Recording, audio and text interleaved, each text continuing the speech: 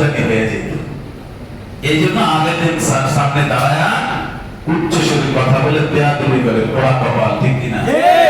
কিন্তু একজন আলেম তার কাছে কিছু জিজ্ঞাসা করতে বলে যে ভাই মাসালা তো ভালো করে দেখতে হবে, বুঝতে হবে, তাকে আপনি হুজুরের কোন লিয়া না, ওই ইউটিউবের হুজুর আছে অনেক ভালো, ইউটিউবের হুজুর কাছে গেছে, আগে জামা পায়জামা পরতে এখন প্যান্ট পরে, আগে বৈশাখ পেশাব করতে এখন খাড়া খাড়া মধ্যে, ঠিক না? আগে রোজা রাখতো এখন রোজা রাখে না, আগে তারাবি করতো 20 টাকা, এখন 8 টাকা করে, আবার না বললেও চলে। আগে মাথায় টুপি দিত, এখন মাথায় টুপি দেয় না, এটা দেওয়া লাগে না।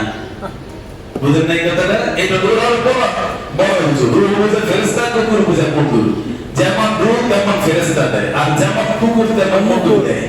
বুঝেন নাই কথাটা? এই জন্য যার রূহ যেমন তার জন্য তেমন ফেরেশতা আল্লাহ ব্যবস্থা করে রাখছে। একজন আমাকে প্রশ্ন করছে, হুজুর আগের হুজুররা কত ভালো ছিল, এখন এমন কেন? তা আমি তাকে বলছি, হুজুর ভাই বুঝেন বিষয়টা, রূহ বুঝা ফেরেশতা, কুকুর বুঝা কুকুর, এটা কি করে হুজুর বুঝলাম না তো। তো বললাম যে ভাই শুনেন, আগের সাধারণ মানুষ ছিল আল্লাহর ওলি, ওলামায়ে কেরাম ছিল আল্লাহর কুতুব, আল্লাহর কুতুব। এখন সাধারণ মানুষ এমন পর্যায়ে গেছে যে আলেম ওলামায়ে কেরাম আল্লাহর ওলি হয়ে আছে। তাহলে আপনারা যেমন আপনাদের অনুযায়ী আল্লাহ তাআলা ওরকম লোক দেয়, চুপ হয়ে গেছে। এখন ফাকুহিতাল্লাযী কাফার, জবাবটা জায়গা মতো বলছে, চুপ হয়ে গেছে। নিজে ভালো হলে সবকিছু ভালো ভালো পাওয়া যায়, আর নিজে যদি ভালো না হয় আর ভালো আশা করলে তখন জুতার বাড়ি খেতে হয়, ঠিক কি?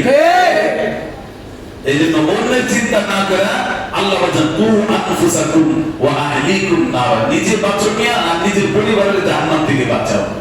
নিজের বাঁচার খবর নাই, পরিবার বাঁচানোর খবর নাই, আরেকটা হলে তুমি দৌড়াদৌড়ি করো না, এটা তোমার জিম্মাদারি, এটা তোমার জিম্মাদারি না।